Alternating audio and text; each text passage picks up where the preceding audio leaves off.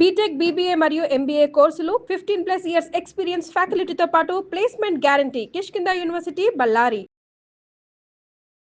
జై శ్రీరామ్. నా పేరు మాధురి. మీరు చూస్తున్నది సుమన్ టీవీ నెట్వర్క్. ఈరోజు మనతో పాటు ఉన్నారు ప్రముఖ జ్యోతిష్య వాస్తు పండితులు బ్రహ్మశ్రీ గుండెపూడి సుధీర్ శర్మ గారు. నమస్కారం గురువు గారు. జయ శ్రీరామ్. శ్రీమాత్రే నమః. శ్రీ గురుభ్యో నమః. గురుగారు, నాకు కొంతమంది అంటే చాలా భయం వేస్తుందండి. అందులోనే ఎలాంటి వాళ్ళంటే వాళ్ళ నాలుక మీద మచ్చలు ఉంటాయి చూడండి, వాళ్ళతో నేను ఎప్పుడు చాలా జాగ్రత్తగా ఉంటాను. నా ఫ్రెండ్ ఒక అమ్మాయి ఉంటుంది, తనతో ఎప్పుడు కూడా తన నుంచి నేను బ్లెస్సింగ్స్ కావాలని అనిపించుకుంటూ ఉంటాను అనమాట. చాలా జాగ్రత్తగా ఉండాల్సి వస్తుంది. కానీ నిజంగా నా గురుగారు, నాలుక మీద మచ్చలు ఉంటే వాళ్ళకి అదొక అనుగ్రహం అంటారా? వాళ్ళు అనుకునేది అన్ని కూడా జరిగిపోతాయి అంటారా? ఇక్కడ మనకి భగవంతుడు కొన్ని సింబల్స్ ఇస్తుంటాడు. కొంతమంది వ్యక్తులకి కొన్ని రకాల సింబల్స్ ఇస్తూ ఉంటాడు. అంటే వాటి ద్వారా వాళ్ళకు ఉండేటువంటి పూర్వజన్మ సుకృతం కావచ్చు, లేదు భగవంతుడు అనుగ్రహం కావచ్చు. వాటిని మనం గ్రహించడానికి ఉండేటువంటి కొన్ని సింబల్స్ అవి. కొంతమందికి పాములు జోలికి రావు, చూస్తారో లేదు. దేనికి అంటే గరుడ రేఖ అని చెప్పి ఒక రేఖ ఉంటుంది చేతిలో. గరుడ రేఖ ఉన్న వాళ్ళు ఇలా చేయి చూపిస్తే పాము ఆగిపోవాల్సింది, అక్కడి నుంచి వెళ్ళిపోవాల్సింది. గరుత్మంతుడికి సర్పాలకి పడదు కదా, సంపూర్ణమైనటువంటి వైరం కదా. కాబట్టి గరుడ రేఖ ఎవరి చేతిలో ఉంటే అక్కడ పాములు ఆగిపోతాయి, రావు, వాళ్ళ జోలికి రావు. అలాగే కొంతమంది లగ్న జాతకులకి, కొన్ని నక్షత్రాల వాళ్ళకి కొన్ని రకాల శక్తులు ఉంటాయి. దీంట్లో ముఖ్యంగా మీరు అంటున్నటువంటి నాలుగు మీద మత్స కావచ్చు, అంటున్నటువంటి మాట కావచ్చు, వీటిల్లో ముఖ్యంగా నేను గమనించింది ఏంటంటే, ఈ మత్సలు ఇవన్నీ వీటితో పాటుగా ఎవరైతే నిష్కల్మషమైనటువంటి మనస్సు ఉంటుందో వాళ్ళని బాధ పెట్టకూడదని చెప్తా. ముఖ్యంగా ఎదురు వాళ్ళని బాధ పెట్టేటువంటి పరిస్థితి ఎవరికి రాకూడదు, బాధ పెట్టకూడదు. అందులో కొంతమంది చాలా మంచి వాళ్ళు ఉంటారు. నాన్న ఎవ్వరేమనుకున్నా ఏం పర్లేదు, పోనివ్వండి, ఏం పర్లేదు, ఏం కాదు పోనివ్వండి అంటారు కదా. అలాంటి వాళ్ళని బాధ పెడితే నిజంగా భగవంతుడు కూడా క్షమించాడు, అవునా? అలాగే కొంతమంది దేవత ఉపాసనా శక్తులు కొంతమందికి ఉంటాయి. ఇప్పుడు ప్రత్యంగిర చేసేటువంటి వాళ్ళ పంచన ఉండకూడదు, వారాహి చేసేటువంటి వాళ్ళ వీధిని కూడా ఉండకూడదు అని చెప్పి ఒక శాస్త్రం. ప్రత్యంగిర ఉపాసన చేస్తూ ఉంటారు. ఇప్పుడు మాది అదే ప్రత్యంగిర, వారాహి, రాజశ్యామల, ఇవే మేము చేసేది దశమహావిద్యలే. వీటిల్లో ఎందుకు అంటే, ప్రత్యంగిర చేసేటువంటి వాళ్ళని ఏదన్నా మనం పొరపాటున వాళ్ళతో విరోధం కనుక కలిగితే వాళ్ళు ఏదన్నా అంటే అది అయిపోతుంది అనే ఒక ఇది. పంచన అంటే పక్కన కూడా ఉండకూడదు అని. వారాహి చేసే వాళ్ళ వీధిలో కూడా ఉండకూడదు అంటారు. అంటే అంతకంటే మోస్ట్ పవర్ఫుల్ అని కదా. అంటే వాళ్ళు చేసేటువంటి ఉపాసన విధానం. దీంతోపాటు ఈ ఉపాసన చేసేటువంటి వాడు ప్రత్యంగిర, వారాహి ఉపాసన చేసేవాడు ఉంటాడు. వీడు దరిద్రుడు ఏంటి, ఏదన్నా అంటే అవుతుంది అనుకుంటే మాత్రం పొరపాటే.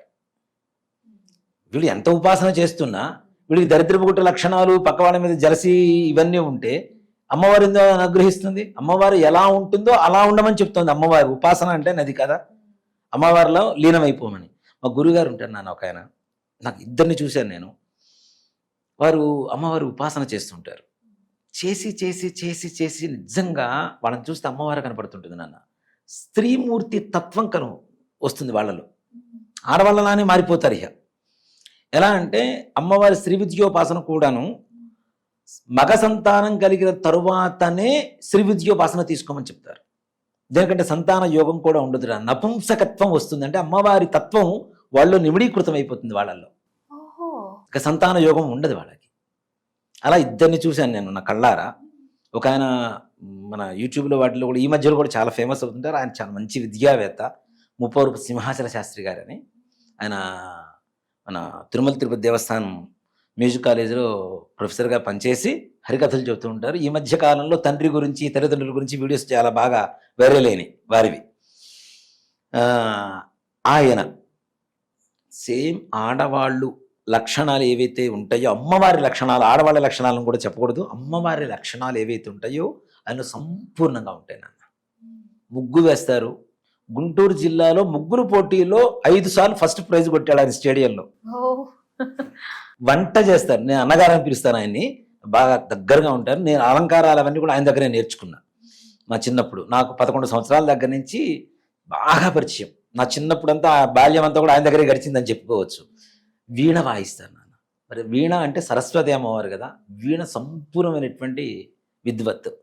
హరికథలు చెప్తారు, అలాగే సంగీతం పాడతారు, వంటలు చేస్తారు, ఏం చేసినా దాంట్లో ద బెస్ట్ ఉంటారు ఆయన మాట్లాడేటువంటి మాట కూడా, ఎరా సుధీరు ఏం చేస్తున్నావు, ఓకే, ఆడవాళ్ళు మాట్లాడుతుంటారు.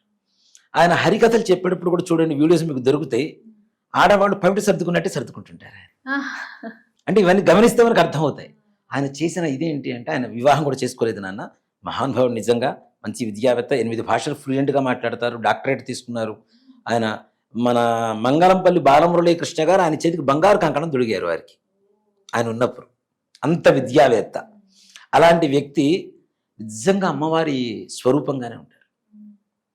ఆయన మాట్లాడుతున్నా ఆయన నడవడిక ఇదంతా కూడా అట్లానే ఉంటుంది. ఇంకొకరు మేలవరపు సుబ్రహ్మణ్య శాస్త్రి గారు మా గురువు ఉన్నారు, ఆయన చండీ ఉపాసకులు, శ్రీ విద్య ఉపాసకులు.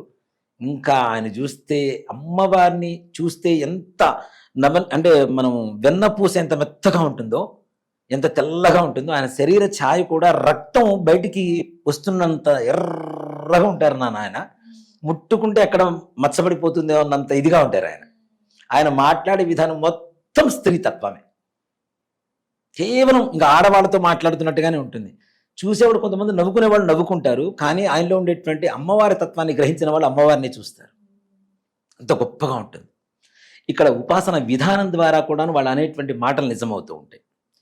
వీటితో పాటుగా మీరు అడిగినటువంటి ఈ నల్ల మచ్చలు కావచ్చు, అలాగే కొంతమందికి శరీరం మీద ఉండేటువంటి మచ్చల ప్రభావం కూడా కొంతవరకు ఉంటుంది నాన్న. నాలుగు మీద ఒకటే కాదు, అంటే వాళ్ళకు ఉండేటువంటి అదృష్టాన్ని కావచ్చు, వాళ్ళతో సహజీవనం చేసేటువంటి వాళ్ళు కానీ, స్నేహితులు కానీ ఎవరైతే ఉంటారో వాళ్ళ అదృష్టం వీళ్ళకు కూడా అంటుకుంటూ ఉంటుంది తప్పనిసరిగా. ఇప్పుడు మాకు ఒక అమ్మాయి ఉంది, మా అమ్మాయిని పిలుస్తూ ఉంటాను నేను, ఒక యాంకర్. నోట్లోంచి ఏదంటే అది జరిగిపోతుంది. మచ్చలు ఉన్నాయండి, ఫ్యాక్షన్ ఆఫ్ మచ్చలు అవి ఏం లేవు, కానీ అమ్మాయి నిష్కల్మషమైనటువంటి మనిషి. ఫ్యాక్షన్ ఆఫ్ సెకండ్స్ అంతే. గురుగారు మీకు ఆయన ఫోన్ చేస్తారేమో నాకు తెలిసి అనగానే ఫోన్ వస్తుంది వెంటనే చూస్తే. అది ఎంత పెద్ద గొప్ప వ్యక్తి అయినా సరే, అంటే ఆ లక్షణాలు ఏవైతే ఆలోచన విధానం ఉంటుందో, బ్రెయిన్, ఎదుటి వాళ్ళకి ద్రోహం చేయకూడదు, మంచి జరగాలి, ఒక క్రమశిక్షణతో ఉండాలన్నటువంటి వాళ్ళ మాట కూడా నిజమవుతుంది. అందుకని జ్యోతిష్ శాస్త్రం నేర్చుకునే ముందు కూడా గురువులు ఏం చేస్తారంటే 40 రోజుల పాటు వాళ్ళ దగ్గర పెట్టుకుంటారు శిష్యుణ్ణి. 40 రోజుల పాటు ఒక్క అబద్ధం కూడా చెప్పకుండా ఉంటేనే వీడికి జ్యోతిష్ శాస్త్రం నేర్పిస్తారు. అప్పుడే కదా వాడు చెప్పింది నిజం అవుతుంది, నిజానికి అలవాటు పడతాడు కదా, అంటే వాక్ శుద్ధి కోసం. అందుకని చెప్పి దీంతో పాటు ఈ నల్ల మచ్చలు ఉండడం అనేది పూర్వజన్మ సుకృతంగా చెప్పుకోవచ్చు. వాళ్ళు అన్న మాట శాసనంగా మారుతూ ఉంటుంది, అది చెడు కావచ్చు మంచి కావచ్చు. వాళ్ళకి ఎవరి మీదన్న కోపం వచ్చి నాశనం అయిపోతారా అంటే చాలు, వాడికి ఏదో టక్కన కింద పడిపోతుంటాడు. అలాగే మీరు బాగుండాలి, ఇప్పుడు మీరు ఇందాక అన్నారు చూడండి, సెంటిమెంట్, నాకు అమ్మాయితో చాలా సార్లు నేను బ్లెస్సింగ్స్ తీసుకుంటానని, అలాంటివి కూడా నిజమవుతాయి.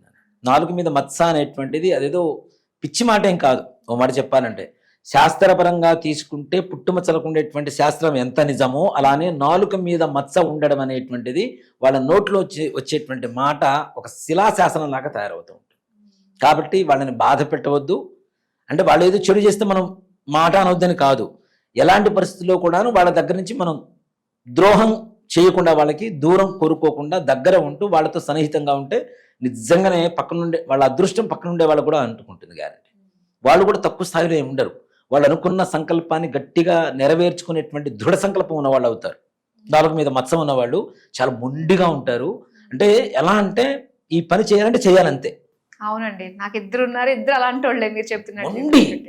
అది ఎంత పనైనా సరే, అంటే నిశాచరణ అంటారు చూడండి, అర్ధరాత్రి వరకైనా సరే కష్టపడతా కానీ నా పనికి పూర్తి కావాల్సిందే అనుకునే గొప్ప సంకల్ప పటిమ కలిగినటువంటి వాళ్ళు అయి ఉంటారు. అలాంటి వాళ్ళ పక్కన ఉండడం కూడా నిజంగా అదృష్టమే కదా. అలాంటి అలవాట్లు మనం నేర్చుకున్నాం అనుకోండి, నిజంగానే అనుకున్న పని చేయదగినంత సంకల్పం అంతమించి ప్రపంచంలో ఏముంటుంది చెప్పండి. విక్రమార్కుల్లాగా వాళ్ళ పటుత్వం మనకు వస్తుంది కదా, అది కూడా అదృష్టమే కదా, అంతమించిన అదృష్టం ఏముంటుంది మనకి. కాబట్టి అలాంటి వాళ్ళని బాధ పెట్టొద్దు, నిజంగా అలాంటి ప్రభావం అయితే సంపూర్ణంగా ఉంటుంది మన మీద. ఓకే గురుగారు, పుట్టుమచ్చలకు సంబంధించి 4 మీద మచ్చలు ఉన్న వాళ్ళతోటి సన్నిహితంగా ఉండాలి అన్న విషయాలు మాకు తెలియజేసినందుకు ధన్యవాదాలు. శ్రీమాత్రే నమః. శ్రీ గురుభ్యో నమః.